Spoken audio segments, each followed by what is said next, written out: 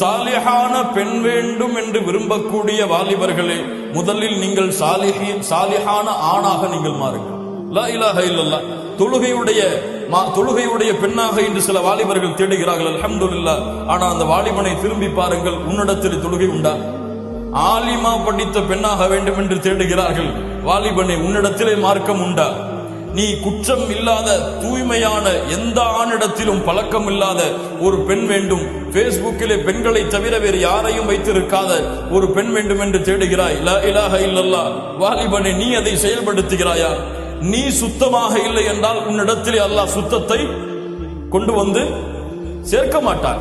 நீ அசுத்தமாக இருந்தால் உன்னிடத்திலே அசுத்தத்தை தான் அல்லாஹ் ரப்புல் ஆலமீன் கொண்டு வந்து சேர்ப்பான். சூரா நூருடைய 26வது வசனம் அதை சொல்லுகிறது.